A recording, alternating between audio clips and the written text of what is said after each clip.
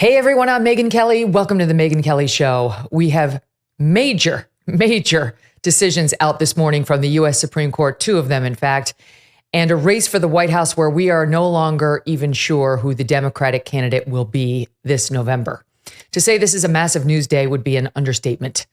Just a little over an hour ago, the U.S. Supreme Court gutted the powers of the executive federal agencies in one ruling. This is a huge decision.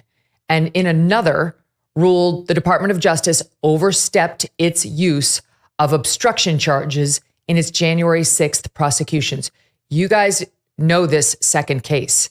This charge had been used in over 300 cases. We've been discussing it over and over again as a lane that could be very helpful to Trump, a case that if it's overturned could be very helpful to Trump, even though Trump is not a defendant or a party in this particular case, because it goes to whether the heart of the case against Trump in Washington, D.C., that Jack Smith has brought against him in front of Judge Chutkan, whether that the heart of the claim is going to live or die. And the Supreme Court ruled today it dies. That the Justice Department had no business expanding this obstruction of an official proceeding charge to try to encompass what the January 6th protesters did. There is zero chance that that ruling won't expand to what Donald Trump did. And so it is a huge victory, not only for these J6 defendants, but for Donald Trump.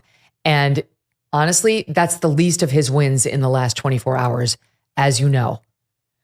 As for the debacle of a performance that the president, Joe Biden, put in last night at that debate, at this hour, Mr. Biden remains defiant.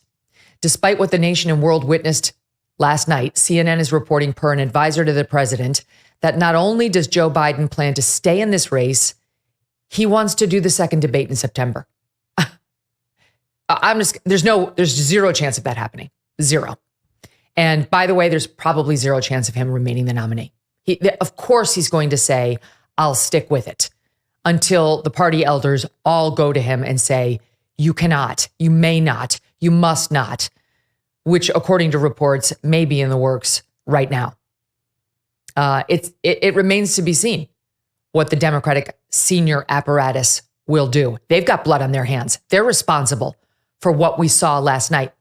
You know the term, the big lie? This is the big lie that was told to the American public about his ability to sit as the U.S. president for this term, never mind a second. Politico this morning citing an unnamed Biden ally in the House as follows, quote, the movement to convince Biden to not run is real. But the president's wife this morning, who according to every source and every article is crucial to whether he remains on the ballot, Dr. Jill Biden, is still pretending that everything is fine, despite the historical embarrassment her husband brought on himself last night. You heard Joe's heart tonight on the debate stage. He wakes up every morning thinking about how he can make the lives of Americans better. He's the president we need, the president you deserve. Just the mere fact that she's standing up there doing this, right? Like, did Michele Obama have to do that after Barack Obama whiffed at his first debate in 2012 against Romney? And do you remember Melania Trump coming out and trying to cover for Donald Trump when he didn't have the greatest first debate last season? Why is the first lady coming out to run cover for the commander-in-chief and leader of the free world? This is an embarrassment. They are not going to get away with it now. They've been getting away with it for 3 years, hiding, or at least trying to hide and deny his cognitive struggles. The don't believe your lying eyes line is no longer going to work. So where do we go from here? And what do we expect now in these critical next 4 months? There is no better guest to react to what we witnessed at last night's debate than the man who will join me for the full show today. We have an exclusive interview with Donald Trump's former senior advisor, Steve Bannon, who now hosts the hugely popular show Bannon's War Room. This interview will be Mr. Bannon's last before he begins serving a 4-month prison sentence that is set to start today a prison sentence that was brought upon him by Joe Biden's Department of Justice after he was found in contempt of Congress for not complying with a subpoena from the J6 committee. Merrick Garland himself was just found in contempt for not complying with his obligations in producing the videotape of Joe Biden's interview with his special counsel, Robert Hur. But guess what? Merrick Garland decided not to pursue himself with criminal charges, so he won't be going to prison like Mr. Bannon's about to. Steve Bannon, as I'm sure many of you know, was key to Donald Trump's 2016 election win. And while he's not an official member of the Trump campaign this time around, he is still playing a very key role as the voice of the MAGA movement. So his reaction to last night's debate matters. And there's arguably no better strategist on how to react to massive political shifts than this man. Today's interview, on a personal note, is extraordinary for yours truly. I think it's safe to say that neither one of us, neither Mr. Bannon nor I, would have predicted this interview would even take place a few months ago, hell, even a few weeks ago. And we'll get into that later in the show. Mr. Bannon believes, despite the spin coming from the White House and the president's campaign, that Joe Biden will be replaced on the Democratic ticket, but he believes there is a deeper problem afoot as well. He says what happened last night is now a national security issue, and I agree with him, and that there should be congressional investigations into how Joe Biden remains president and who on his staff has been covering up the president's obvious impairment. A cover-up aided by sycophant media personalities like MSNBC's Joe Scarborough. It is safe to say that Scarborough has been President Biden's #1 defender on TV. And Morning Joe is a show we know Joe Biden himself watches religiously. Joe Scarborough constantly bashes anyone who dares to criticize the president's mental fitness, once going so far as to tell the president's critics less than 3 months ago to, quote, F off if they didn't see and agree with the president's brilliance. He might misplace a word here and there, but you talk to him for hours at a time. Is he slower? Does he move slower? Yeah, he's moved slower. Is he stiffer? Yeah, he moves stiffer. Does he have trouble walking sometimes? Yeah, so did FDR. I've said it for years now. He's cogent. But I undersold him when I said he was cogent. He's far beyond cogent.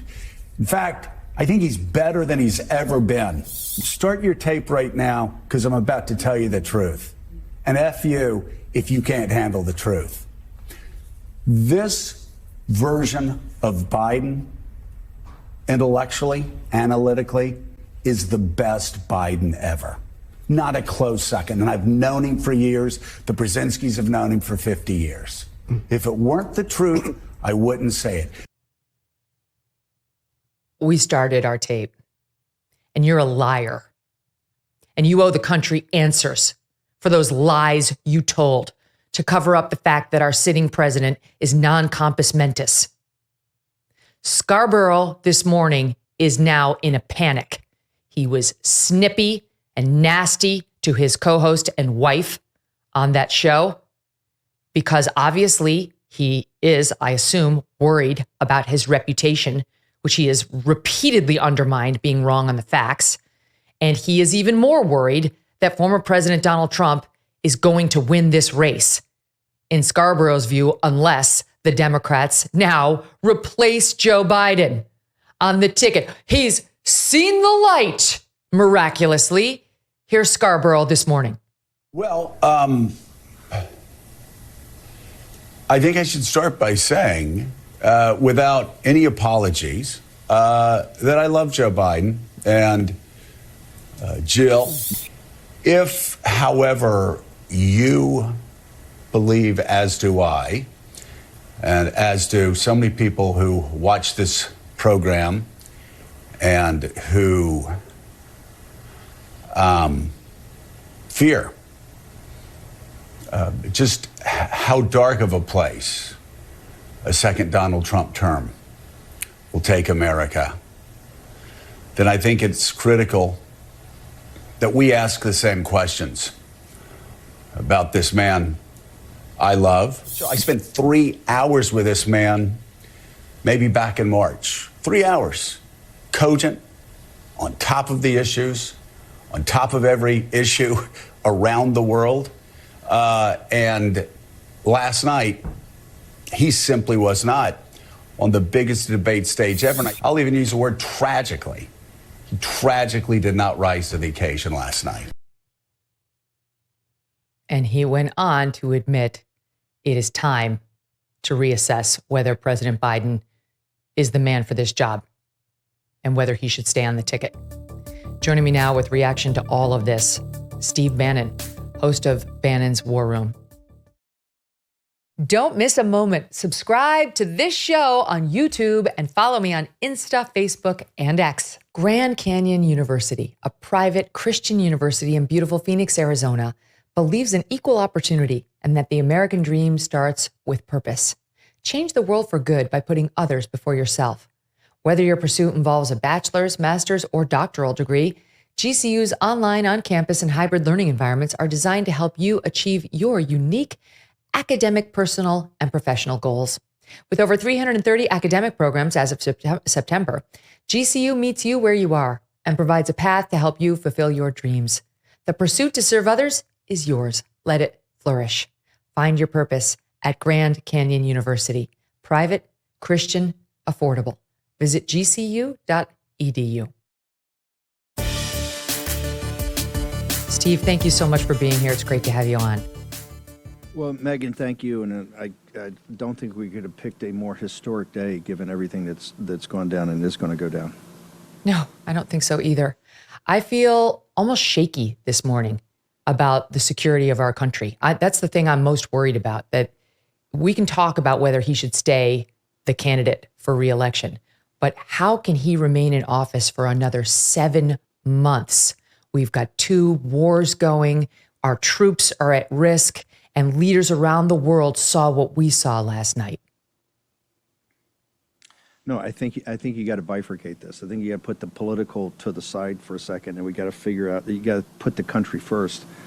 And I think you have I think you have a national security crisis immediately, because you can imagine what the gangsters in Moscow, Tehran, and Beijing were thinking, and you can imagine what our allies or friends in Taipei, Jerusalem, and Kiev were thinking.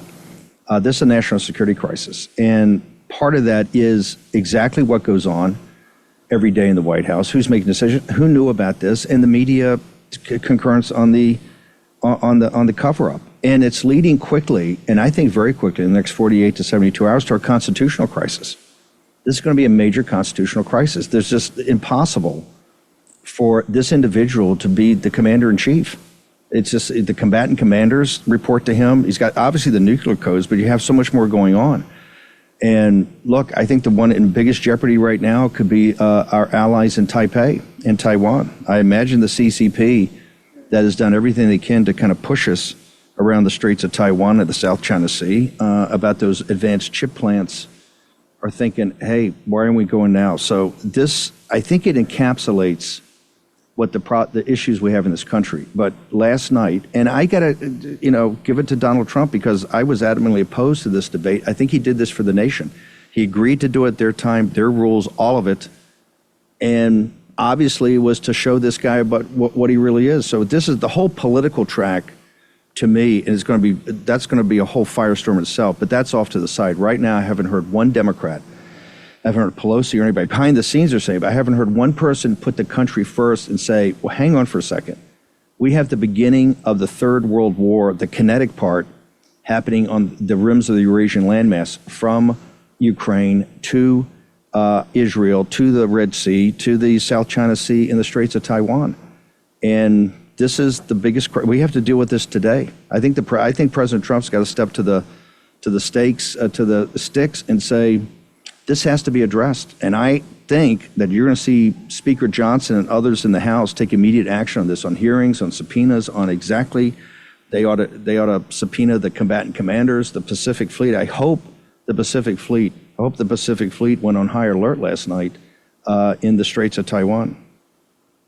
Yeah, you'd have to think, if you were an American enemy, that you watched that last night and you relished it, and that they too had jaws dropped as they watch just how infirm our commander-in-chief is, just how disconnected with reality, his faculties, his ability to communicate. There is zero question, if you had a President Trump back in 2020 who spoke like that and reasoned like that, they would be 25th Amendmenting him immediately. So where are the cabinet secretaries, right? Why aren't we hearing in the news that there's an immediate meeting of the cabinet secretaries right now to talk about removing him from office? You haven't heard any of the political leaders. You haven't heard anybody in the House or the Senate. You haven't heard any of the Democratic. They control the Senate. You haven't heard Armed Services. You haven't heard Foreign Affairs. You haven't heard Intel. Nobody stepped up to talk about the country, not the politics of this. And you certainly haven't heard any cabinet officials.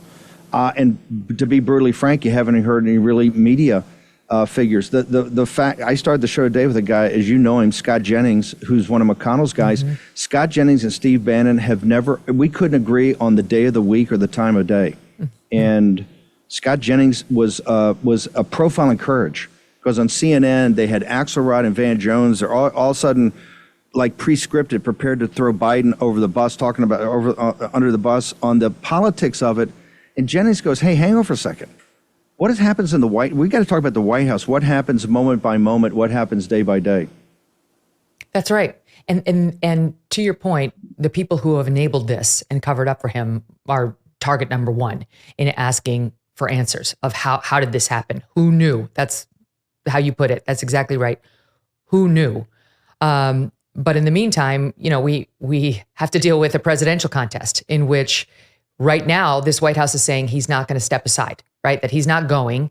And maybe that's true, Steve, because it's very rare for a man to step down from power voluntarily.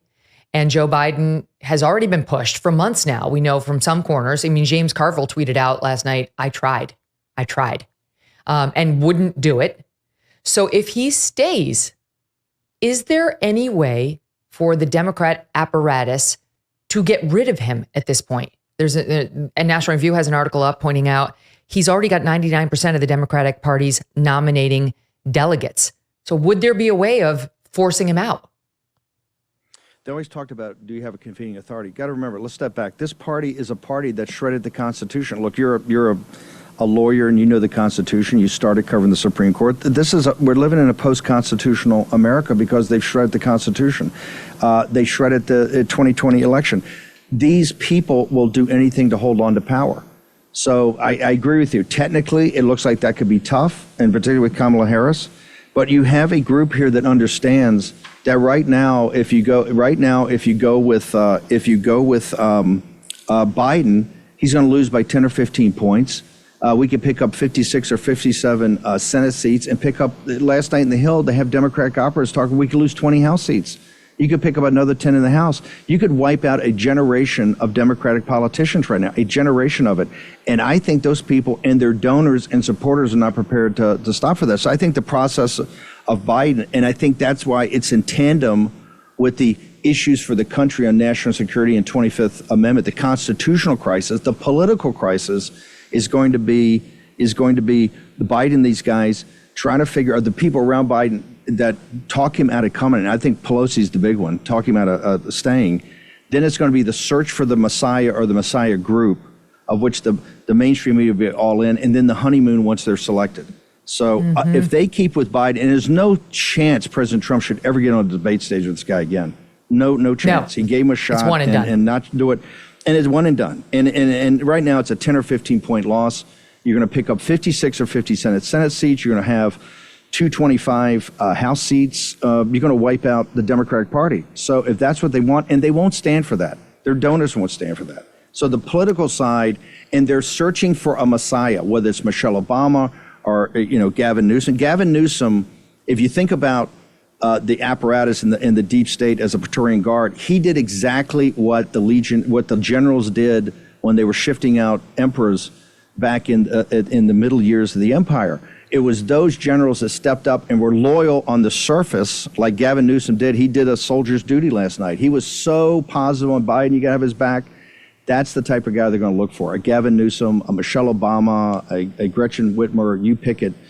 maybe Pastor Warnock down in Georgia. That's a political search that's going on right now. Mm-hmm. You're absolutely right. When you hear the numbers, as you just laid them out, massive losses in the Senate, massive losses in the House, a complete takeover by the Republicans, a generational loss of leadership for Dems. It's an existential crisis for the Democratic Party, what they're going through right now. And so ultimately it is up to Joe Biden, but there's only so much pressure he could withstand. I mean, who would it take to go in there and convince him, Steve, you must step down. It's really not up to you. For the good of the country, you must step down, or we're all going to come out and have a press conference against you.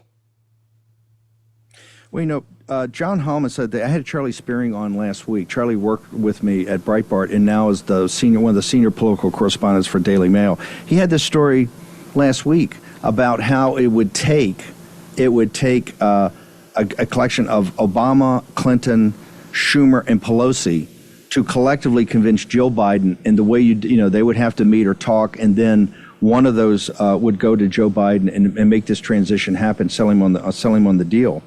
And I think John Hallman said today on Morning Joe, and these guys laughed and mocked. They said, look, when it first came out, we said, oh, Daily Mail's a British paper, Daily Mail's a tabloid, etc. And they said, and Hallman admitted, he said, I went to 6 of my best sources at the senior most levels in the Democratic Party.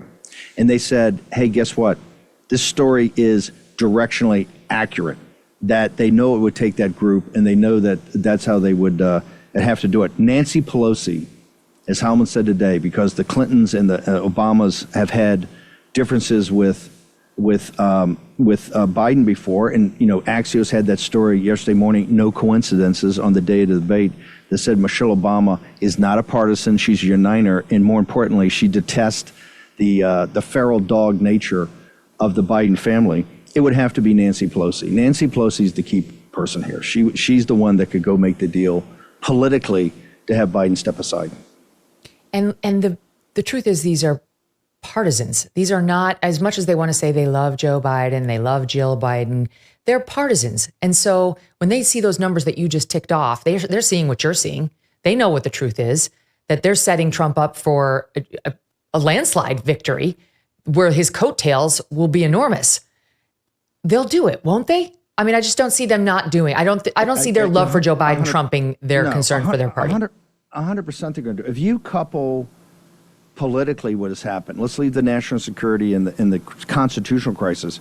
If you couple what's happened in the last 24 hours with particularly today, the Chevron deference being overturned and Lawrence Tribe coming out and saying you're seeing the death of the Administrative State, plus the overturning of Fischer, which is going to get into a whole massive investigation of the Department of Justice and maybe even the federal judiciary. No, they can't. They're not going to sit there, and particularly people like the governor of Pennsylvania and other people to aspire to the presidency are not going to sit there and have Trump and MAGA have a sweep to pick up 55. I mean, maybe even get to the point that the Senate, with maybe a couple of conservative Democrats, could be filibuster proof, and that the House, with the with the strength of coming into the House on this MAGA agenda, it's not going to happen. You're going to have the Democrats play smash mouth. And last night, they understand that's not sellable. That's not sellable to the American people. Like I said, the crisis is upon us now, but the political crisis of the Democrats, they're going to make a move. And the media, they're going to go through the phases. They'll do this after President Trump's, I believe strongly, is going to be sentenced to prison on the 11th of July. Maybe with deferred reporting, probably with some sort of suspended sentence, probation, suspended sentence, under court supervision of Mershon, so he can make sure that he's got tracks of him going to Wisconsin, Ohio, and places where he's got a campaign, Nevada. But then you're going to have the search for you're going to have the move on Biden. You'll have the sentence of Trump, which is very different than being found guilty, very different than being indicted. Now he's actually going to go to a prison on a date certain. And they're going to go into the search for what I call the Messiah, or the Messiah group.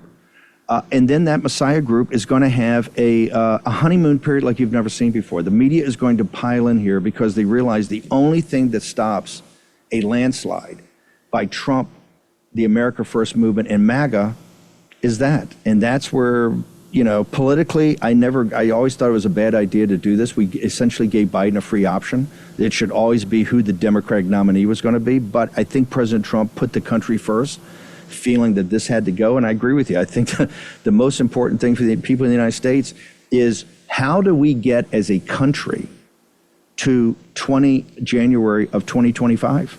That's 7 months. And that's going to be probably the longest 7 months in the history of this nation.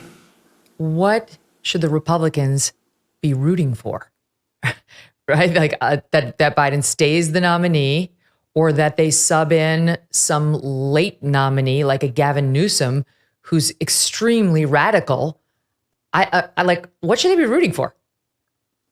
I think here's what I would advise is the two tracks. Number one, you have to put the country first, and let's do that. And I mean, we need a full accounting of exactly what's going on and to try to get ahead of this constitutional crisis. But there must be a change.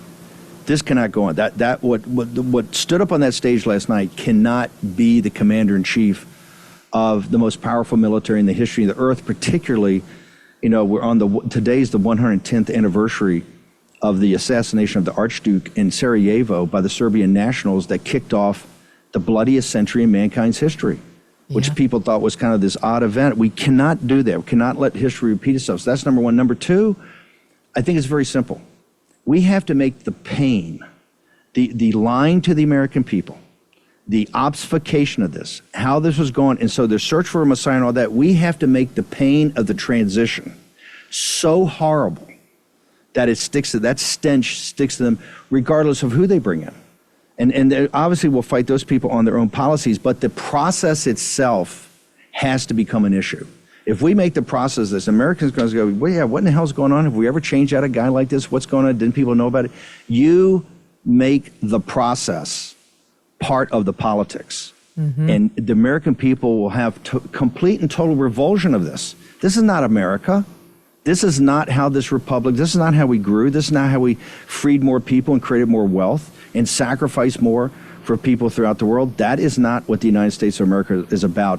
And you make it that they put raw, naked politics ahead of the good of this country and her citizens. And that will stick. And I think that can lead to also maybe not as big a landslide as against Biden, but a big enough, maybe we don't get 57 seats, but you get 50, 52, 53, 54, and you hold the House and pick up a couple of three, and Trump's got the wind to his back for his second term. That's why, if I was doing it, that's what I'd do. Make the process so painful that the American people notice what they did.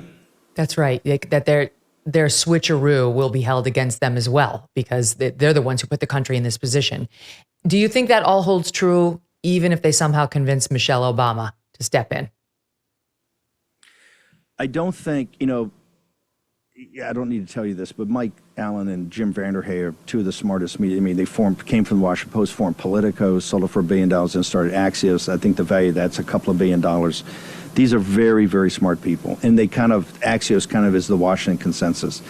It's not a random event that they had the Michele Obama as the scoop and the lead story on the morning of the debate, and particularly the way they framed it, that she doesn't like the way the Bidens roll. So all the personal problems, all of that, the money and all that, because the Obamas never took a penny, and they're very untainted that way. But also the fact that they emphasize the fact that she doesn't like politics. She wouldn't do this. She's not partisan. She really wants to be a uniter. I think they'll make a hard play for Michele Obama. I think Michele Obama is the only one I see that could really make a run at President Trump. And about anybody they pick, I think if we do this transition right and make the process, President Trump will win, and I think could win big. But I would think a ticket with Michele Obama, that also takes care of, obviously, the Kamala Harris situation. But I think Michele Obama and Gavin Newsom, or Michele Obama and Gretchen Whitmer, or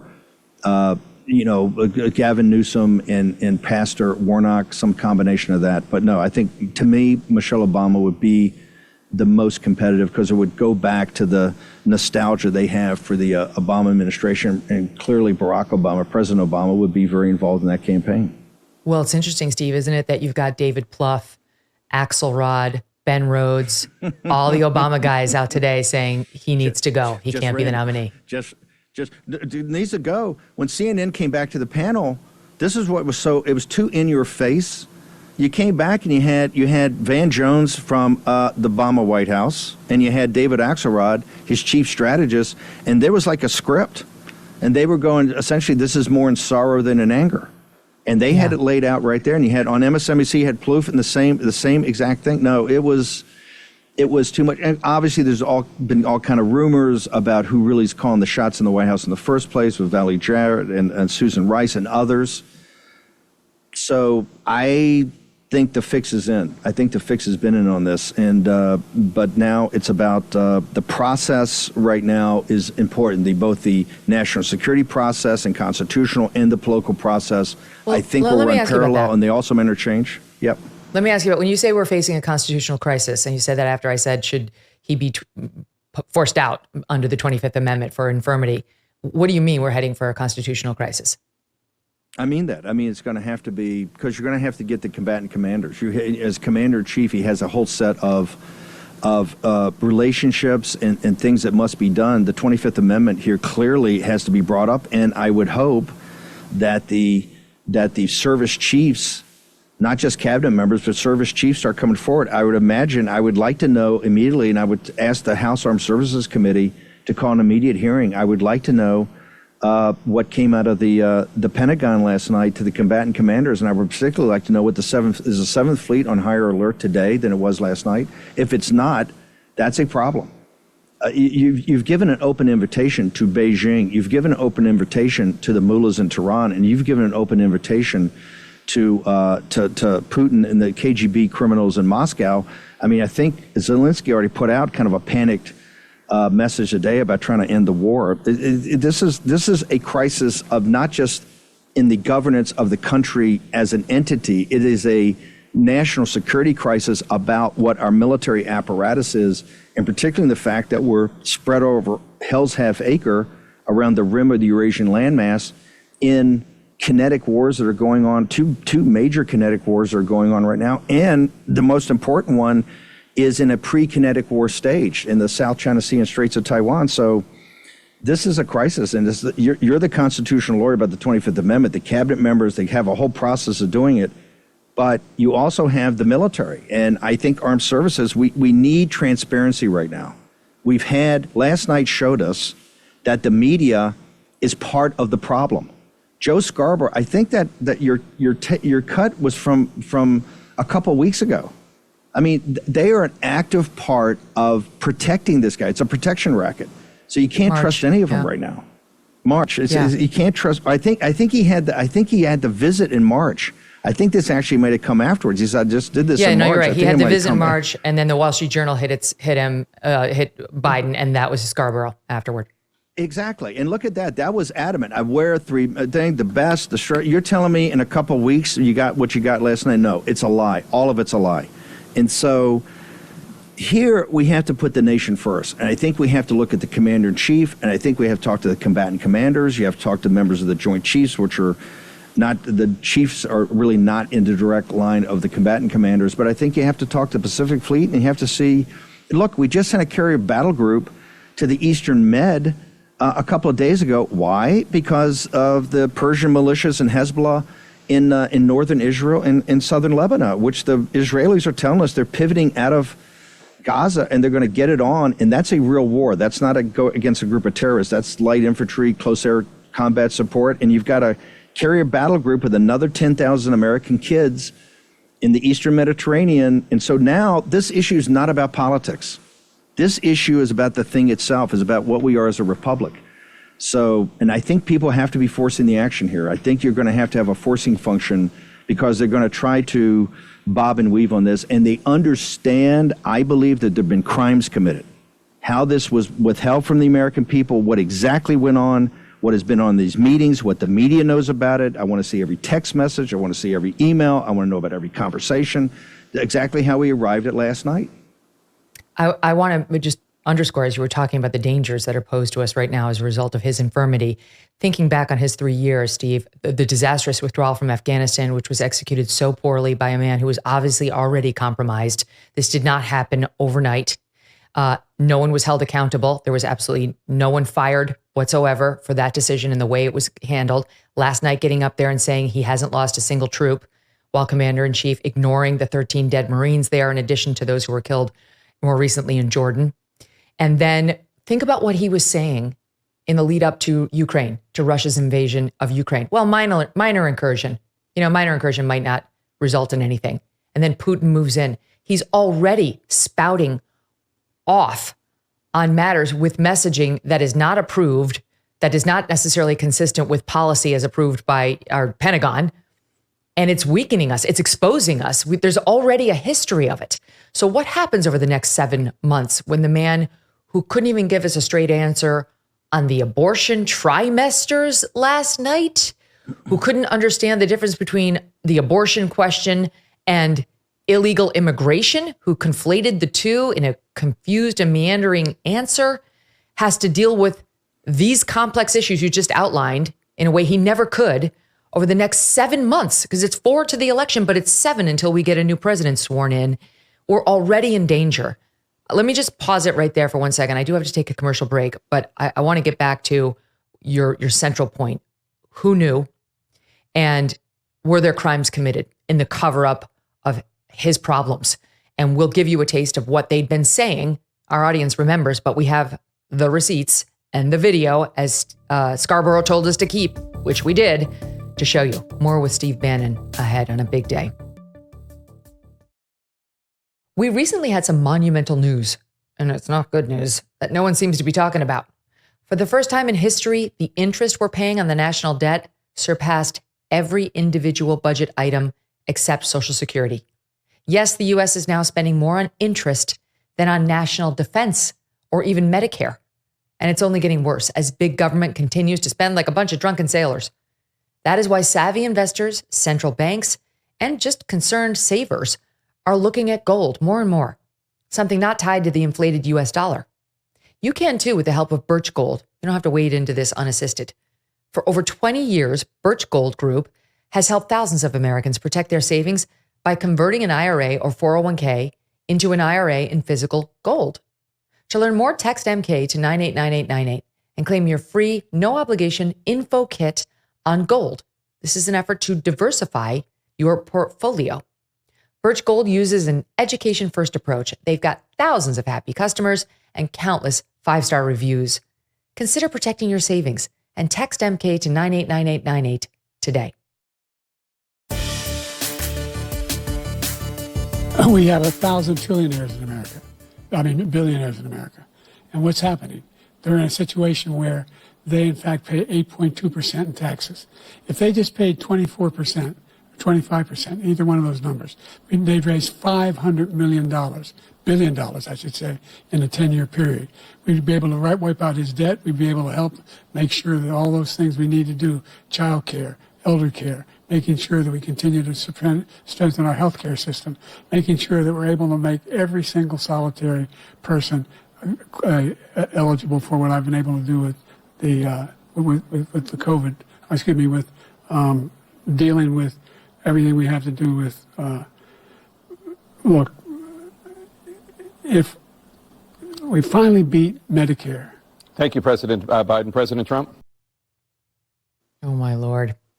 That was just one of the, to put it charitable, senior moments that Joe Biden suffered last night in front of our very eyes. Steve Bannon is with us today. And Steve, he's the host of Bannon's War Room. There are multiple reports of focus groups who are watching, Democratic focus groups, with their heads in their hands, cringing. The panic was unfolding fast and furiously amongst the Democratic elite, understanding exactly how bad things were. But to your point, those in the media, those with access to him, those like Joe Scarborough, who've had multiple meetings with him, have been spinning a very different tale publicly for some time. And I'll give you just one example of some of those leaders in SOT 8. How many 30-year-olds could travel to Poland, get on the train? He is younger than I am, so I don't know what the... So I don't know what the problem is. But I can tell you, having traveled with him a fair amount, sometimes he's hard to keep up with. Come work out with me in the morning. Oh my gosh, he's the president of the United States. You know, I can't even keep up with him. What about the respect for elders thing that we talk about? And he has a steady hand when you look at what's out there right now with Donald Trump. I think his schedule reflects an active person, mentally and physically. I don't know what more they're asking for. So they lied. And your question is, should they be investigated? But for what? Well, I think the focus groups that I think we're most that we want to hear from are the focus groups in Moscow, the KGB, the mullahs in Tehran, and the Chinese Communist Party in Beijing. That's the focus group that matters right now, not simply American politics. And that's what these lies are. You know, as a young man, I came off sea duty, and I was fortunate enough to be an aide or a special assistant to the Chief of Naval Operations, first Tom Hayward and then Jim Watkins back at the beginning days of President Reagan's administration. And I sat in and took the notes as a junior officer for the conferences they had at this thing called the CNO Executive Board. He was the Chief of Naval Operations and a member of the Joint Chiefs of Staff. And he would go over to the Situation Room. These discussions about what you're doing on military activity, on kinetic military activity, when you're putting American young men and women in harm's way in the nation's interests, in the respect to the nation, in direct line of fire, are enormously complicated. And when you're going through this, it's enormously complicated. You know, 30 or 40, 50 years later, I was able to sit there with President Trump in the Situation Room and see the complexity. This is what this is about. The individual stood up there last night. It's just no way you can handle the complex nature, particularly of modern warfare now with drones and artificial intelligence.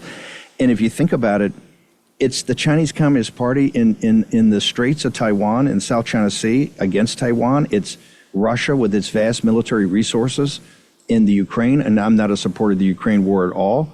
But then you've got our ally Israel with their back against the wall, not just with the Muslim Brotherhood and Hamas, but really with the more serious threat of Hezbollah and the Persian militias in Persia and Tehran coming for them. And so you expect me to believe, and particularly with the source people, look at the New York Times this morning.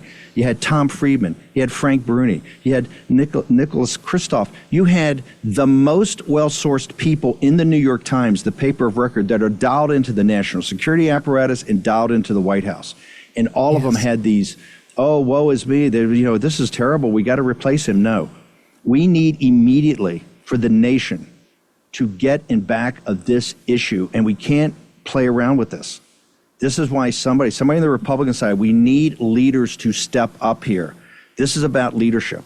This is not about politics. This is about putting the country first. We need leaders to step up and say, hang on for a second. What exactly is going on here? What did I see? And how we're going to solve it?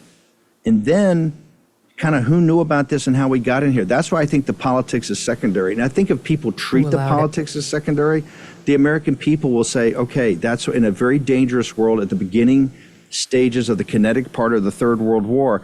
I see who the leaders are. I mean, I don't know that whether they'll do that because of their fear of Trump, but you're right that we're definitely seeing something we have never seen before. We pulled some of those New York Times headlines you just mentioned. Tom Friedman, Joe Biden is a good man and a good president. He must bow out of the race. Frank Bruni, Biden cannot go on like this. Patrick Healy, I'm hearing high anxiety from Democrats over Biden's debate performance.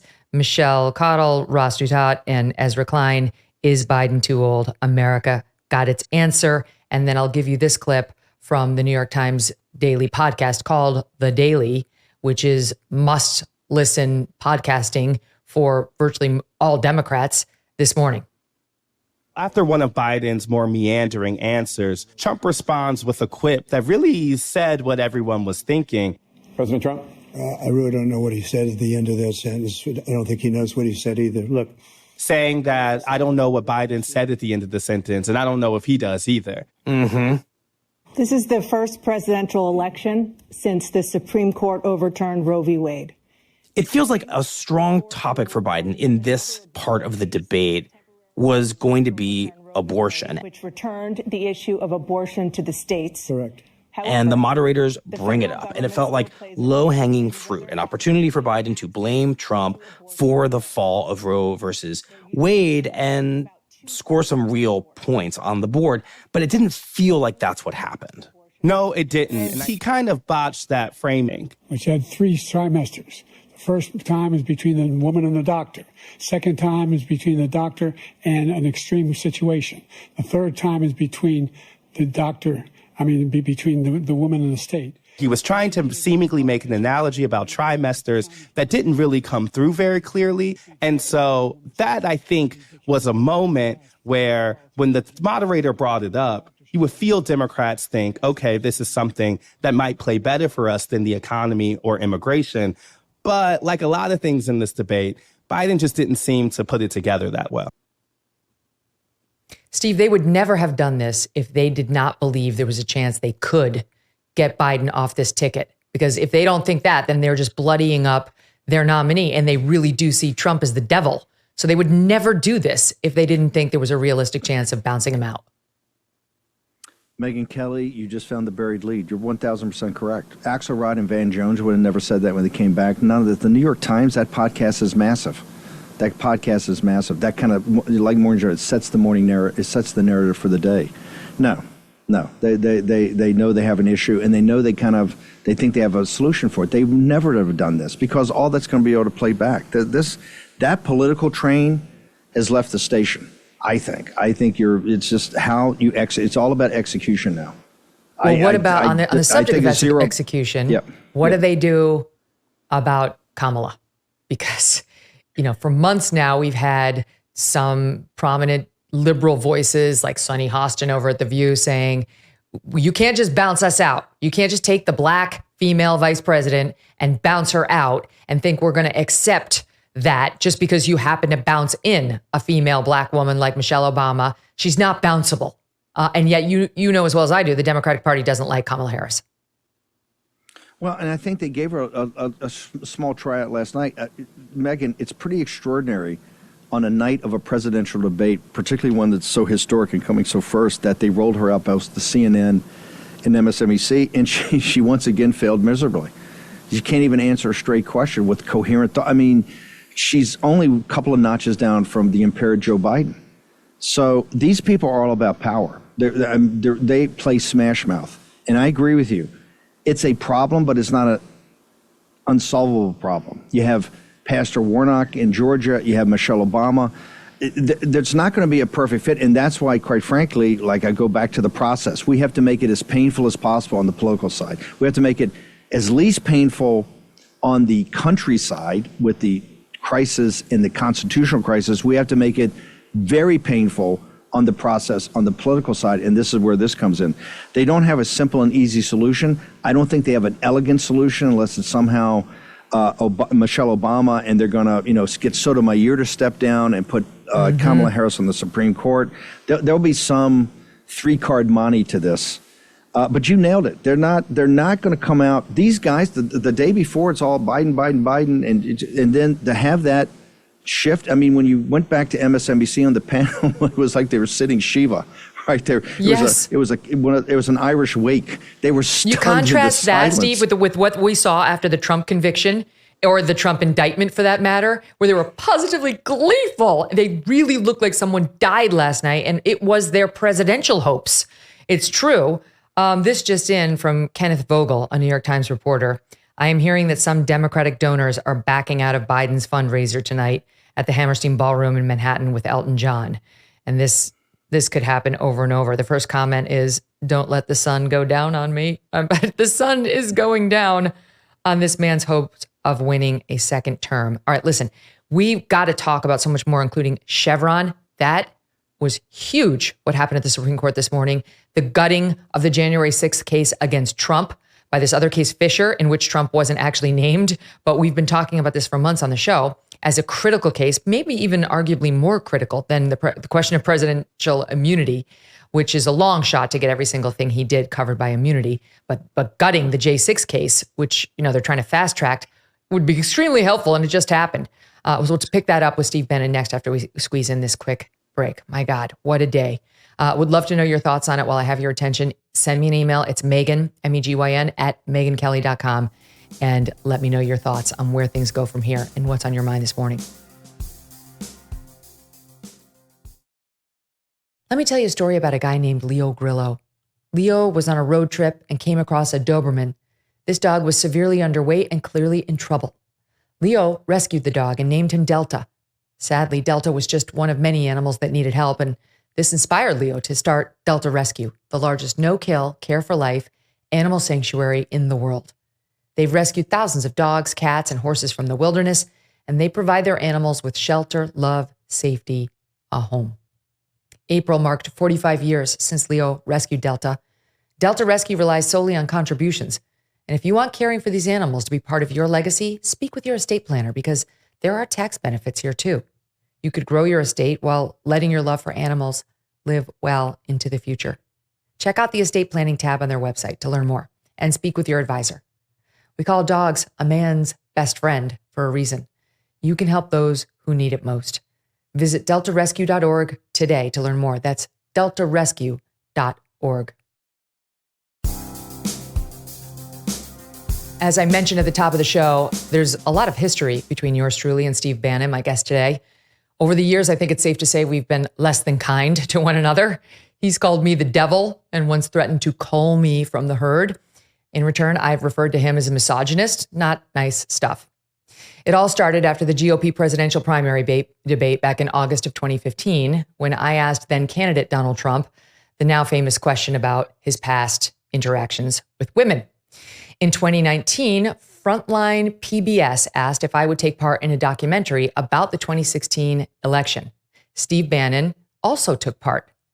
PBS did a great job detailing what happened in the days and weeks after that debate. The tug of war that broke out, which forever changed the conservative media landscape. Watch. It was an unfair question, but you know what? The answer. It was just the beginning. Are you going to call Roger Ailes about it? At 3:40 in the morning, he lit up Twitter. Wow, Megyn Kelly really bombed tonight. People are going wild on Twitter. Funny to watch. On the phone with CNN, he went further. What is it with you and Megyn Kelly? She starts asking me all sorts of ridiculous questions, and, you know, you could see there was blood coming out of her eyes, blood coming out of her wherever, but... Trump recognized that it was a good storyline, and he kept fuel going under that fire because he knew some portion of his audience loved to see him challenging, a powerful woman, never mind a woman at Fox. And so he accurately deduced that this would drive his numbers up with some segment of his base. Trump had a powerful ally in the attack on Kelly, the right-wing website Breitbart, and its leader, Steve Bannon. Fox has chosen a side. It's so evident in that debate that they're there to kneecap Donald Trump, okay? They're there to take him out. And that's when we go, okay, we run 20 stories on Megyn Kelly. I get Tony Lee and Matt Boyle, my two hammers. They go right after Megyn Kelly. We're gonna Linsky her, right? We're gonna call her out from the herd and just hit her nonstop. That's when all war broke out. That's when Breitbart, that's when you had to choose sides. In taking on Fox, Bannon and Trump were inciting the kind of conflict Breitbart readers thrived on. She is a lowlife. We need to chop her off at the knees. Do not. You look at the comments section, these things are getting 10 and 15,000, 20,000 comments. Megyn's a type for a quickie in the men's. The whole Trump, all the Pepes, all these Trump guys were pounding in here. Kelly needs to be put in her place, fast and hard by all. It was scary at times. And Breitbart kept lighting the fire over and over. And, I had and have 3 young kids, really young kids, and the security threats were escalating. And we were doing everything in our power to convey to them that they needed to stop. It was one debate question, just one debate question. And he handled it fine, he did. So get off of it. And they couldn't have cared less. Roger Ailes ran Fox News. Ruthless and powerful, Ailes was a force to be reckoned with. Ailes calls me up and says, you got to knock off these stories. She's crying, she's all upset, she's getting death threats. I go, it sounds like a personal problem. I said, we're not backing off. We're gonna put more stories up tomorrow. If Kelly can't take the heat, Go back to the kitchen. Trump should commission a statue of Miss Kelly on her knees and place it in front of Trump Tower. Under the onslaught, Ailes eventually backed down. I would go on to moderate another debate with Mr. Trump during that election season. I eventually went to Trump Tower, had a heart-to-heart with him, and eventually interviewed him for a TV special. And as you know, Mr. Trump also joined us last fall on this show for a fair but tough interview. But Steve Bannon and I have never spoken to each other, ever. So why now? It's because I have come to respect his opinions and, yes, even his tactics. Earlier this month, while covering the former president's conviction in the business records trial brought against him by Manhattan DA Alvin Bragg, I had a conversation with Harvard professor emeritus Alan Dershowitz about whether Republicans need now to fight fire with fire and start going after political opponents too, those who have committed crimes who normally would not be prosecuted, though. Dershowitz argued against this in this exchange that later went viral. It's on. The norms have been broken. It's going to continue happening because now they've succeeded. I agree, but you fight a lack of principle with a principled defense. You don't get down into the gutter with them and allow the pendulum. You know who we need? No, I thought I'm going to utter words I never thought I would utter in my life. We need Steve Bannon. That's how I feel today. Bring it on. Get somebody who knows how to fight dirty, calling the shots. We're losing. They're taking out our people. This is about the presidency and the future of the country. Until lawfare is unleashed on the left, in my opinion, it won't stop. They've breached such egregious lines and norms that we won't restore normalcy without treating fire with fire. It's just that simple. A few days after my remarks, Mr. Bannon said the following on his show. Megyn Kelly and I have gone at it for 9 years. And why did I go after her for 9 years? Because in 2015, in August of 2015, she took the first shot at Trump and tried to kneecap him right out of the box. And you know why? Because she was the most powerful person on television at the time and an amazing talent. That's why she was chosen by Murdoch. But of all the stuff that's come out, she's probably been most on point. We have to go Old Testament. There's a couple things we have to do. Obviously, and I've been walking through this, we have to build this, we have to do this, but some part of us, some group has to go on offense. She's 100% correct. And Megyn Kelly's 100% right, and Professor Dershowitz and these guys are wrong. Obviously, we have to be principled, but we have to be ruthless. And now today, Steve Bannon is my guest. I'm very happy to have him here. Steve, that really takes us back down through memory lane. But I have to tell you, with now all this time to reflect on that whole story and the time that's passed since, I learned so many lessons from all of it, including the following. Number one, politics and political journalism are a blood sport, and you shouldn't be in the lane if you can't take it. It's not to say any of that stuff was pleasant for me or to, say it was all great. But I did learn a lot about myself. And I think I got stronger and I understood how to protect myself, mentally and emotionally in a way I never would have otherwise. This is the blessing of great challenges that could get thrown your way. And for a while there, I was angry with you and my assistant was very angry with you.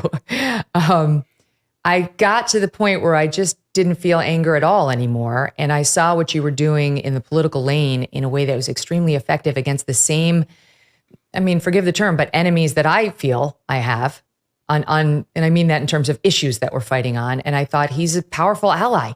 He knows how to win fights and he doesn't care about getting his hands a little dirty, within the lines, but a little dirty, and gets results. So I came to the point where I said, I really would like to talk to him. And while I'm not sure my assistant, Abigail Finan, supports it, I am past all of it and was really looking forward ultimately to this exchange today. How do you see it? I say the same way. The only, the frontline thing was fantastic except the end. And this is what I told Ailes. You were the most powerful person in all media at the time. That if you go back in time, and I just had a different worldview.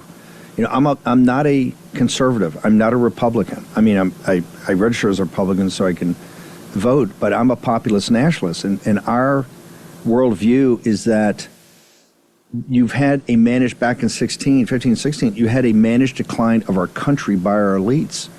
And that the Republican Party, and particularly Fox News and the Murdochs, and a little bit Roger Ailes, who I revered, were what we call controlled opposition. And so it doesn't shock me today of where we are as a country in this fight. This is what our belief was back then. And that first debate, remember, it was only, I think, 45 days into the campaign, and we were all in for Trump as he was going to be the instrument for basically saving the country, stopping Hillary Clinton, eventually stopping her from getting Merrick Garland in as a permanent member of the Supreme Court. And I think we were just ahead of the curve at the time. And Fox was the problem. And you, as the most powerful member at Fox, and quite frankly, in all media at that time, were a huge problem. You could have taken Trump out. There's no doubt about it. You came very close on that if it hadn't been for his just natural quickness. And that's why, it's information war. We're at war. I'm not a media guy. I'm not a journalist. I've never done journalism in my life. I didn't go to journalism school. This is an information war. And what shocked me, even with Roger Ailes, who I revered, he still didn't quite get that it was you. I was coming, we were coming, it was Murdoch's, but it was you. And if we didn't stop that, it's like I say today, if you don't stop it, it's the same thing's happening in Lawfare. If you don't stop it, it's going to continue. And we did, and you said we play inside the lines, hopefully most of the time, but we're not adverse to sometimes playing outside the lines if it is we're about victory. And I remember Roger called me and said, hey, she's got, at first he sent Peter Johnson down. We called first, and then he said, I'm going to send my lawyer down. And Peter came down, and Peter's a good man. And Peter was kind of like implying, threats and lawsuits. I go, hey, you got to go back and tell Ailes, we're not going to back off this. What are you talking about? We just started. And here's the thing, Tucker was at Daily Caller. Bill Kristol was at Weekly Standard. Rich Lowry was at National Review. We had always avoided, in fact, I told people when they came to work for me, you will not be on Fox News. You will never be on Fox News. We don't really have a relationship with them because I told people at the time, when after Andrew died and after I'd been in the saddle for a while, this is back in 2012, I said, there is going to come a time in the future that we have to go against Fox. And I mean, really throw down hard. And we have to be ready for that because they're neoliberal neocons. We're populist, nationalist, America first. And we don't share the same sort of values. They're controlled opposition, and we're about saving this country. And so that fight was, I think, a heavyweight title fight. And you hung in for a long time. And I know it was terrible. I mean, Ailes told me, he says, look, she's got security threats. And I said, dude, you're a $12 billion company. Get her the best security. You know all the Navy SEALs. Get her good security because we're not stopping. And, we don't think anybody's going to happen because all the Pepes are just all talk. But I said, we're not going to stop. And I tried to tell him, I said, hey, no offense, you're not the most powerful guy. If, you want me to talk to a principal, let me talk to her. She's the principal. You're just an agent. You're an intermediary. Mm-hmm. So it was, we had a ton of tough conversations, but if we hadn't won that, Trump would not have been president. Trump would have been gone in 30 days. If that debate and you had continued on, given the respect the audience had for you, not the fan base, but you had a central part, like you're sitting in the middle right there for a reason. You were Fox News, and you were by far the most powerful personality in Fox News, because unlike even Hannity and O'Reilly, you were a journalist, you're a lawyer, you brought the complete package. So no, it was unpleasant, but we're at war, and we're not prepared. I am Steve. Never prepared to back down. I get it. With some distance now, I get it.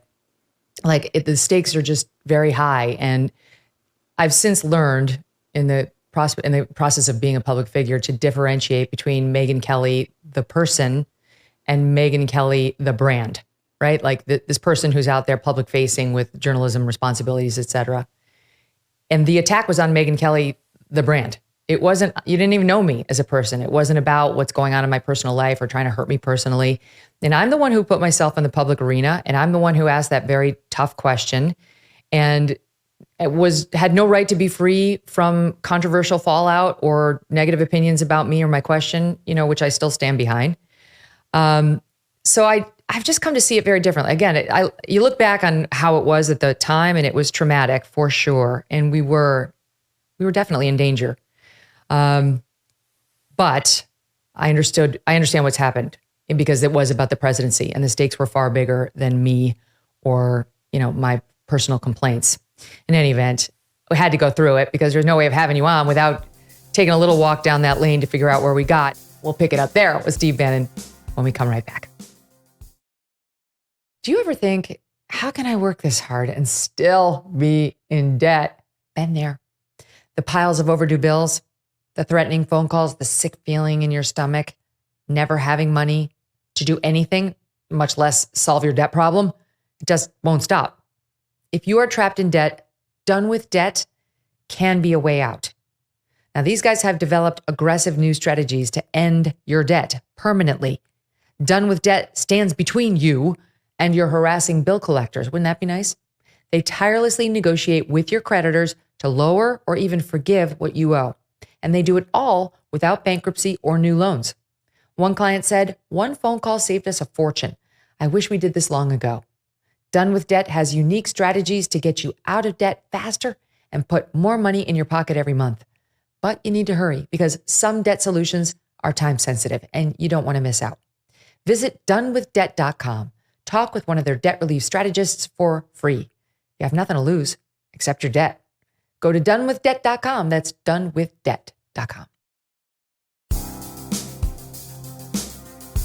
Steve, the question is, how do we take that Steve Bannon knowledge of how to fight and fight the way the Dems do and fight back against the Lawfare campaign that they've unleashed against Donald Trump, among others?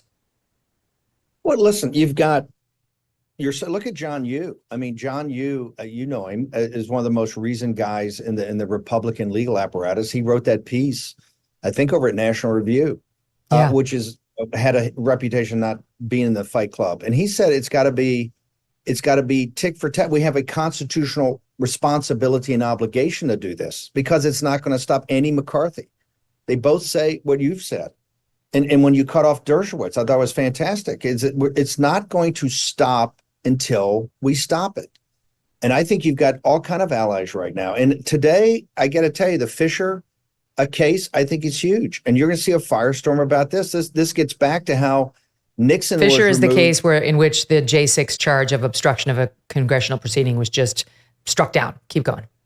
Yeah, Andrew Weissman on Enron, which was really about documents. They work together, they collude together, they jury rig this thing, and then they have people rotting in federal prisons. Not just coming after Trump, it's coming after the J6. Some of these, quite frankly, innocent J6 people that they created this charge, and they worked with the judicial.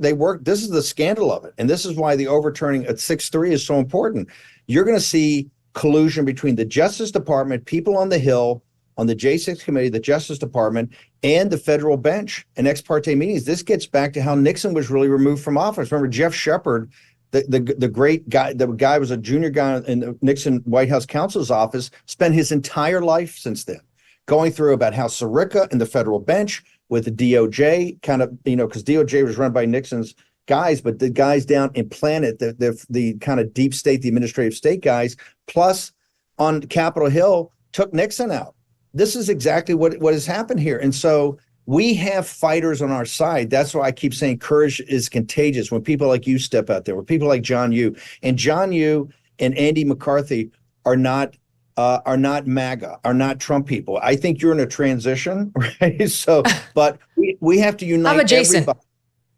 You're Trump and MAGA adjacent, but that's a journey. And I think this is why we have to know we're not in normal times. What happened last night is not normal. It does not happen. It should not happen in this republic. We're in extraordinary times. And extraordinary times requires ordinary people to take extraordinary measures. And I think that's where we are today. And that's why I think people are prepared to fight. And look, you're going to be bankrupt. You're going to be deplatformed. I don't need to tell you, you're going to be deplatformed, debanked. The IRS are going to come after you. You're going to have your law license taken away. You're going to be kicked out of the bar. Eventually, you're going to be sent to prison. This is the kind of political warfare we're in right now. But these are literally things that are happening to Rudy Giuliani, to John Solomon, and to Steve Bannon. We'll get to what they're doing to you in 1 second. But it also happened to average citizens. It's happened to the women, the 75-year-old woman at the abortion clinic. I came from my blue collar family started. I went to a military school. We had a church there. They eventually helped start a Tridentine, Latin Mass church back in the 70s. That in Richmond, Virginia, the FBI report was kind of about my parents' home parish, but looking at all of the traditional Catholic Latin masses who are the Grundoons of the Grundoons, right? As they were raising extremists. What this apparatus has done is the most radical thing that's ever happened in our nation's history. And that's why Steve, this is why last night it was so insane at the debate when the one question about misusing the federal government against one's enemies, unleashing retribution against one's political enemies, went to Donald Trump saying, you threatened that you could engage in some sort of revenge once you're actually the president, as opposed to the sitting president who's doing that to Trump right now. And who tells us that? Is the Supreme Court today. This 6-3 on Fischer I think this is much bigger than immunity, because I think immunity is it's huge. This cuts to the heart of the problem of the weaponization. And let me give the audience a quick overview of Fischer, because you mentioned it, so we'll get them up to speed, and then you and I can talk about it. So Fischer is a case against one of the J6 defendants who's been charged with this obstruction of an official proceeding. And this law, this Sarbanes-Oxley law, was put into place after Enron collapsed, and Arthur Andersen, which was Enron's accountant, was caught shredding documents so that they wouldn't have to produce them over to federal investigators. And the Congress decided we need a law to capture that kind of nonsense where they're trying to obstruct an official proceeding where we're trying to look into the collapse of a bank like Enron. So that's how this charge, obstruction of an official proceeding, came about. And laws like that are drawn for specific purposes, and they can't be a catch-all to cover all kinds of behaviors that might technically amount to that decision. So the Supreme Court had to look at the language of the statute and say, look, it's got specific examples in there of what would be obstruction of an official proceeding. And then they have a general catch-all at the end of these phrases. And the question was whether that general catch-all could expand the statute to include even things like showing up at the Capitol on January 6th, where they were trying to certify the vote for president. And the lower courts had said yes, and the Supreme Court today said, no, you cannot do it. This is too far. In a 6-3 decision, which was not the 6 more conservative justices against the 3 libs, it was 5 conservatives, 1 conservative, Amy Coney Barrett, a Trump appointee, in the dissent, along with 2 libs, Kagan and Sotomayor, and Ketanji Brown Jackson, a Biden appointee, joining the 5 conservatives in the majority. Extraordinary. But in any event, what this means now is effectively the January 6th case against Trump is dead. There are 2 other charges. They're BS charges. I'm just looking it up because I forgot. They're so inconsequential. Conspiracy to defraud and conspiracy against rights, which is this kind of made up thing. But for all intents and purposes, that case is dead. It got killed in Fischer, even though Trump had nothing to do with it. So now you've got Atlanta with Fani Willis, which is dead. She's going up on appeal on the failure to disqualify her. And I think that appellate court will disqualify her, but the whole thing's shut down for now while they do it. January 6th just died today against Trump. Mar-a-Lago's going terribly because they've got a judge who's actually fair and is putting the government through its paces. And we know what happened in New York where he was convicted but in all likelihood won't actually serve time behind bars, no matter what this judge rules on July 11th. Trump is winning slowly but surely the lawfare because it's so extra legal, Steve. Well, I want to get back to last night and connect dots here. The Sarbanes-Oxley was obviously about the internet stocks, and you had to have better reporting. The central figure in this in the prosecution was Andrew Weissman. This is my point last night on the CNN. Of course, they're going to ask Trump because they're in on the fix. And MSNBC's worse. When these investigations take place, and there will be investigations of Lisa Monaco and the Attorney General of the United States, exactly how do we get into this situation? Andrew Weissman and their media co-conspirators and collaborationists are going to be a part of this. What was Andrew Weissman's role? How did they come up with this charge when Weissman's the guy on Enron? I remember he put a Price Waterhouse, I think he had Price Waterhouse go into bankruptcy, that was then reversed for what he did of the things he did, like Jack Smith in the Enron situation. The connective tissue of this is Andrew Weissman. And the question has to be guys like Weissman on the J6, people like Matthew Colangelo, which I believe Merrick Garland perjured himself. You tell me the number 3 guy at Justice goes up to New York, is seconded to New York, and you don't know anything about it. It strains credulity. So no, this all started back in November of 2022, when on that same day, I think a couple of days after Trump announced he was running for president, you had all this activity with the Justice Department, Matthew Colangelo, with Wade, the boyfriend of then the prosecutor on Fani Willis, spending 8 hours in the White House, all of it. So this has all been a vast conspiracy against Trump and Trump's followers. And people have to know, we're going to do so many positive things when President Trump comes in, like, seal the border, start the deportation, stop the endless wars, stop the madness of that clip you played earlier. Biden sitting there saying $50 billion a year for 10 years, $500 billion is going to solve anyway the massive $2 trillion deficits we're running annually, and he has no intention of ever taxing billionaires at 24%.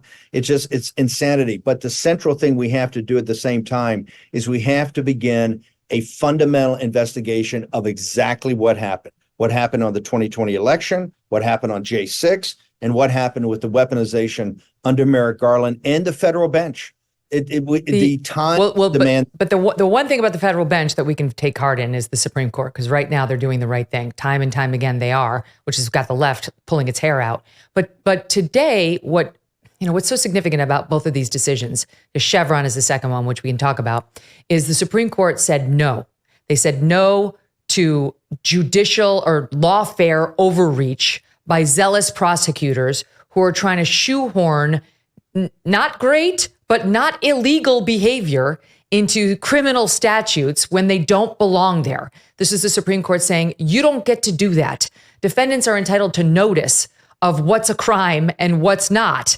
You can't just arrest people and threaten to put them in jail for years without it being very, very clear what lines they have to cross in order to become within the criminal arena. So that's what Fischer just did today. Chevron is a different case, and I think probably bigger in its significance and its reach.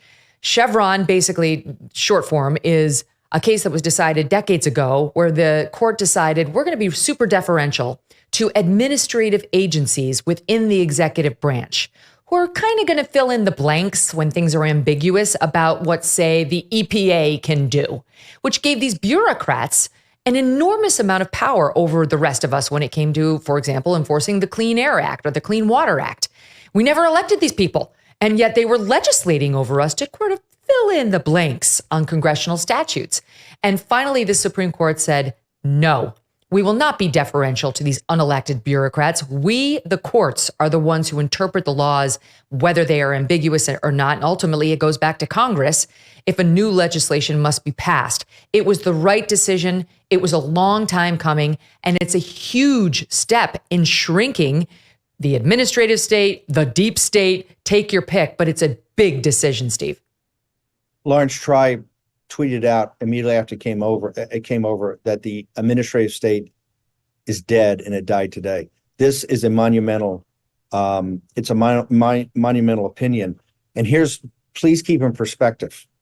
If Hillary Clinton had won, Merrick Garland was on the Supreme Court. Because President Trump defeated her, Associate Justice Gorsuch is on the Supreme Court, and he is the intellectual leader in thinking this through. People have talked about for years, heard politicians go on all the time and say, we got to cut the bureaucracy, the government's too big, they're in everywhere, and no action was ever really taken. This is the judicial version of what we're trying to do on Project 2025 and others to deconstruct the administrative state. And this was to go to the heart of it. The Mac Daddy, the thing that ties it all, the Leviathan all together, is this deference where they basically defer not to the companies, not to individual citizens and their liberty, not to the entrepreneur, but they defer to the administrative state, the bureaucrats themselves. And this is why the Leviathan has continued to grow. And this is why it's metastasized beyond all control. This will be the beginning. You will see now, we had 5 this year, administrative state cases. You're going to see 5 or 10 now every year as it's deconstructed. This is monumental. And the irony that it would come on the day after this fiasco we saw of a Praetorian Guard administrative state. I think it's divine. This is quite providential of how this has happened in the last 24 hours. What a day for Donald Trump and Republicans and people who love the country. The founders never envisioned the executive branch to be so big and bloated and seizing of power, drunk on their own power. Never. This is not the way we wanted it. And if you have any concerns about the size of the administrative state being shrunk, you'll feel differently once Joe Biden, or once President Trump wins, right? These Democrats who don't like today's decision are going to be thrilled once President Trump gets in there, and it's all of his bureaucrats who we put in these agencies. But the point is to shrink it down no matter who's in the presidency. We don't have a king. These people aren't our rulers. We're their rulers. Okay, I want to continue the discussion of lawfare because what's happening to you is just mind-blowing. This is your last weekend of freedom. You're going to jail on Monday because of this criminal contempt finding against you, because you were subpoenaed by this J6 committee. Your understanding was that Trump had clearly asserted executive privilege, which is the president's right. Even arguably, it was a point of contention over people who had formerly worked for him. That was ultimately rejected. You were willing to work with them. In any event, they said no. You got prosecuted. You got found guilty. And now, where are you going for 4 months on Monday? Danbury, federal prison in Danbury, Connecticut. I actually requested Danbury. I believe in our checkings, this only happened twice in the history of this republic. Once back, I think in 1950, with the great writer Ring Lardner Jr., and he went to, my understanding is he went to Danbury when he stood up against the House Un-American Activities Committee on the witch hunt for, and don't get me wrong, I'm a big supporter of Senator McCarthy. There were a lot of communists in the State Department and the government, but they were going after certain writers, certain creative people. I think some of that got a little over the top.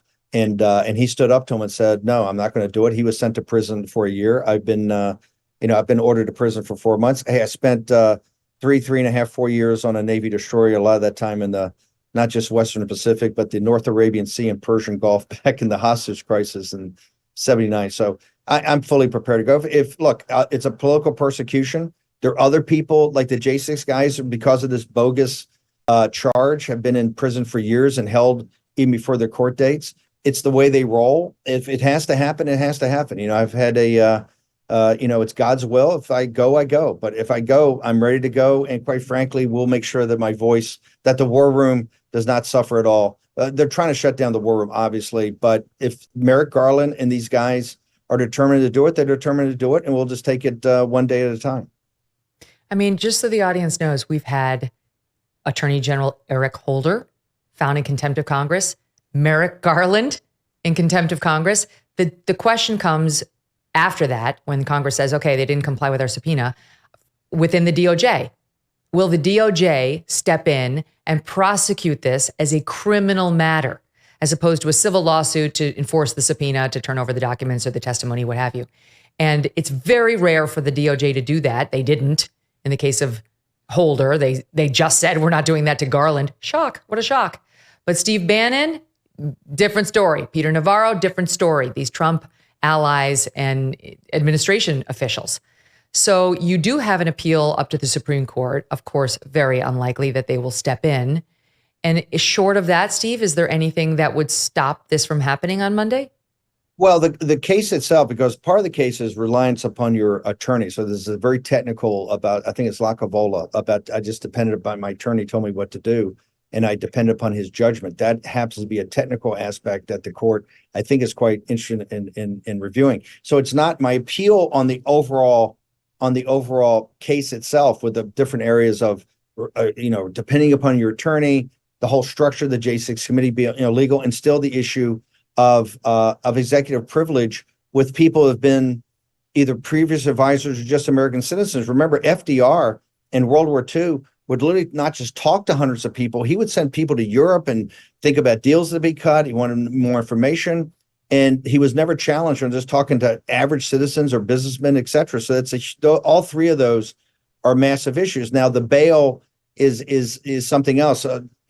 We argue that, hey, until I go en banc to the entire appellate court in sitting in full, and then until I take it to the Supreme Court and see if I get cert, that I should remain on a bail. But they'll make those decisions, whatever decisions. I got a great legal team. Whatever decisions they make, they'll make. I will continue to pursue this on the merits of the cases all the way through the Supreme Court. I'm prepared to fund that. I've told my lawyers that these issues, and particularly the situation about depending upon your lawyer for advice, but also the other issues I want to pursue all the way to the Supreme Court is about the structure of the J6 committee.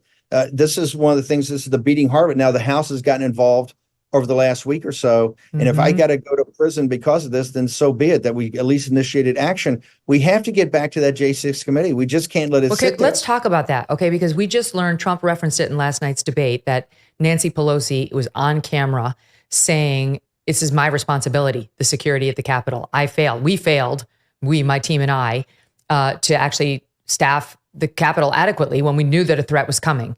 And we know that because the House is now, the GOP-controlled House is now investigating what actually happened on January 6th and what happened with this January 6th committee, the one that found you in contempt. And so we know that J6 committee was burying facts that didn't support their narrative. Why should they, their authority to pass judgment on who's in contempt and not complying with what was clearly a corrupt process should be called into question? And yet it seems too late. Well, there's a technicality about that too that's I think also got to be addressed. But let's go back to the J6 committee. The reason, and they just had the poll in the Washington Post where President Trump is leading on who's the best guardian of democracy. I mean, their central theme by a lot. Among independents, I think it's 13%. And here's the reason, is about the structure of the committee. They did not structure it like Watergate. They did not structure it like Iran-Contra. In the history of the Congress, what you do on these committees is that you have the majority, but then you have a ranking member, a senior member of the opposition party, and they have minority counsel. That counsel gets all the documentation, the same as the majority gets, and you can cross-examine witnesses. This is what drove the tension in Watergate. It drove the tension in Iran-Contra, and that's why they stay in people's minds and had such a huge impact. Nancy Pelosi didn't take Jim Banks and Jim Jordan.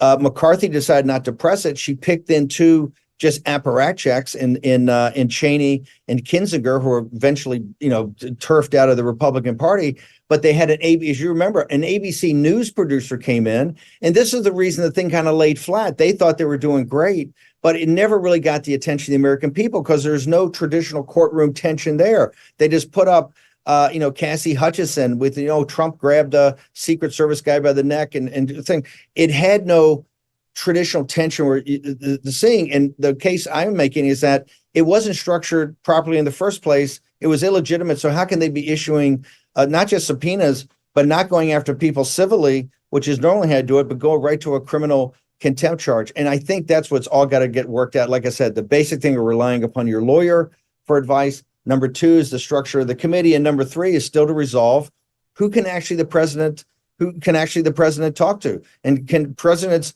exert executive privilege out of their office on things that happen when they were in office. So these are all, this is normally we're going to get to. Normally they look at the sitting president and say, do you support this claim of executive privilege? And in this case, Joe Biden said, absolutely not, of course, because they're all for the lawfare. And this is one of the questions back to our earlier discussion of what do the Republicans do now? We're not talking about, when you and I are talking about fighting fire with fire, we're not talking about finding innocent people and accusing them of crimes they haven't committed just because we don't like their politics. There's plenty of criminals over on the Democratic side who don't get prosecuted because we're following norms where we don't normally go after them. There's a question right now. The GOP-controlled House is looking into whether the president's son, Hunter, and the president's brother, James, should face potential perjury charges.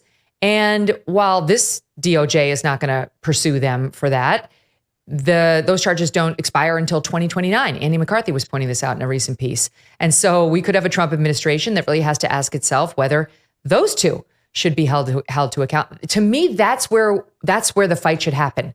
It's fair game. If you're going to pick Steve Bannon and you're going to get Peter Navarro and you're going to get Trump of all, he's of course the greatest example, then the other side has to pay.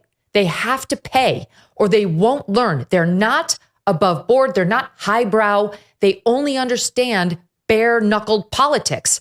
And I don't know where it stops. I don't know how far out of control we have to get before the lesson's been learned. But what do you think? How far down that lane do we go without completely sacrificing the republic?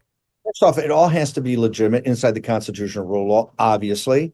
But they're so egregious. This is why people, I think, feel you have to step up and you have to fight fire with fire. Otherwise, they're going to continue to roll. Look, as we speak right now, Anna Paulina Luna has a proposal to put on the floor today. Now, it's not going to come today, but we understand the speaker is working with her to put it forward on a charge of inherent contempt, since they don't believe the attorney general will actually go after and prosecute anybody in justice, in the Department of Justice, about, and particularly Matthew Graves, the DA, the U.S. attorney for D.C., who prosecuted all of the J6ers on something the Supreme Court just threw out 6-3 and sent all these people to prison for years and destroyed their families and had people commit suicide.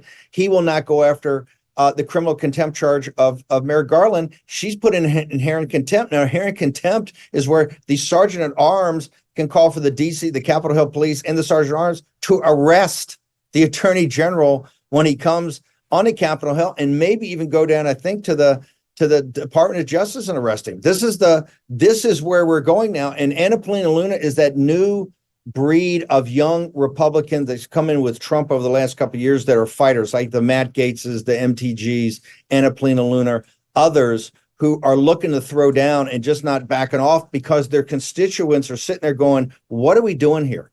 We have to start taking the fight to them. So I think this thing is going to get more and more and more intense.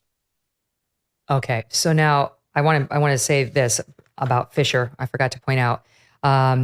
This means that at least 29 cases where J6 defendants have been put in jail just because of this BS charge are now going to get vacated. Those convictions will be vacated, and those men, and I guess women, will be let out of jail. And it could affect, I read, up to 115 cases where multiple charges were brought against defendants, including this one charge that's going to go away. And then we're back to you. Well, hang on one second. The rumor has it that Justice is trying to think up some other things right now. They're not going to release these people right away. My understanding is that the Justice Department is going to try to think of something else, because to have them released, as you can imagine, is catastrophic. So they're working around the clock to think of something else. These people. Well, listen, can I tell you something, Steve? On that front, it's not just with respect to the J6 defendants. Listen to Joe Biden moments ago, back on the campaign trail, trying to make people forget about what happened last night, when asked about the lawfare against Trump. Watch. He's got more trials coming up. It's time for that. Look. Did you hear that? Lock him up, lock him up. Laughs, there's time for that. And again, I go back to the CNN debate. The only question about using government to engage in lawfare against one's opponent was put to Trump as a threat of what he might do, with completely ignoring, look at the celebration, right? You got a hard time given to Trump for his supporters saying, lock her up about Hillary. There they are cheering it. And the president of the United States says, there's time for that. There you have it. They can't beat him at the polls. You've seen that. They can't even beat him on their key topic of democracy, which, Trump just shows you through his actions. He just says Biden's a bigger threat. He's leading by 13 points among independents in swing states. This is what they've got. This is their last firewall, was the lawfare, when they can't beat him any other way. And they're not going to back off it. People got to understand this. I'm going to go to prison. Other people are going to be bankrupt. These people in prison that have been in federal prisons for years, right? The suicides, the bankruptcies, the families destroyed. They're not going to let them out right away. They're going to fight everything. Until we fight back, it's not going to stop. That's a good point. I mean, there have been suicides. There have been bankruptcies. There's been a lot of hell that these individuals were put through. And we're not talking about the guys who assaulted cops and so on. They face different charges. These charges are brought against people who showed up, who went inside the Capitol. We've seen the video in some cases of cops waving them in. So make no mistake about it, these charges were misused against people who had no idea in some cases they were committing crimes. But I want to get back to you because, look, you've never been in jail before.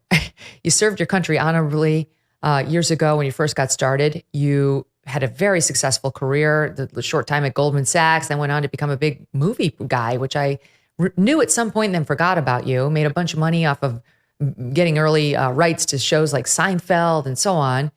And now you're going to go into prison with some guys who have committed violent crimes, Steve. I mean, you're 70 years old. It's not Joe Biden territory, but you're not a 30-year-old guy. Is there any, are you scared at all? Like how are you feeling? No way. It's just, I served my nation in my 20s on a Navy combatant. I'll serve it in a federal prison in my 70s. If it happens, it happens. Clearly, life will be much easier, and doing the show will be much easier, and getting our message out will be much easier, out. But if in, I've got a great team and an audience. Look, it's also next man up. People have to understand they're coming. You can't lean on Trump for everything. You can't lean on like Rudy, or you can't lean on Tucker. You can't lean on Steve Bannon. You can't lean on Megyn Kelly. It's next man up. People have to understand this populist movement. If you don't bind together and say, we're going to stop this madness and we're going to take this country back and we're going to restore this republic to her former glory, it's not going to happen. It's all about human agency and human action. So yes, I will be off the playing field in a federal prison for a couple of months, right? But this show has got to go on. I tell people, don't look at me. Don't come whining to me. It's your responsibility to think about what happened over the skies of Europe with the 8th Air Force or Normandy or Saipan. This nation, in the revolution, the Civil War, we've gotten ahead because not leaders and not the elites, the American common man and woman were next man up. And if we do that now, we're going to be fine. And trust me, they're looking for a fight.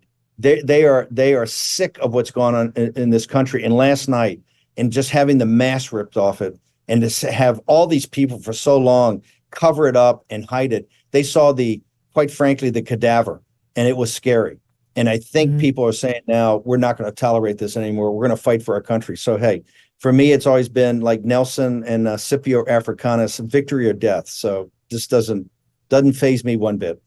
Well, you're going to Connecticut. That's where I live. I'll come by and pay you a visit. Maybe find out how it's going. I have to tell you, I blame myself. No sooner do I go on camera saying, we need Steve Bannon. Later that afternoon, the headline is Steve Bannon's going to jail. I'm at my power, Steve. I had no idea. I'm sorry.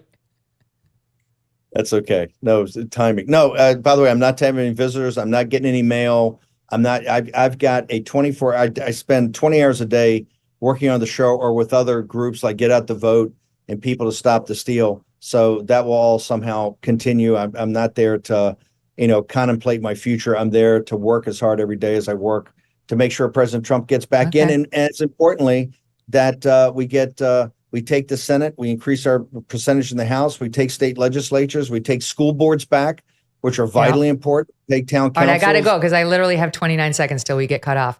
Quick, last question. Who should be the VP for Trump?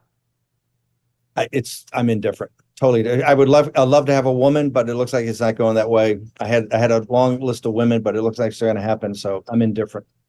Fascinating. Okay, Steve, what a pleasure. Thanks for being here and all the best to you. Good luck. Thank you, ma'am. What a week. Wow. We're back on Monday with Charlie Kirk. Send me an email, Megyn@MegynKelly.com.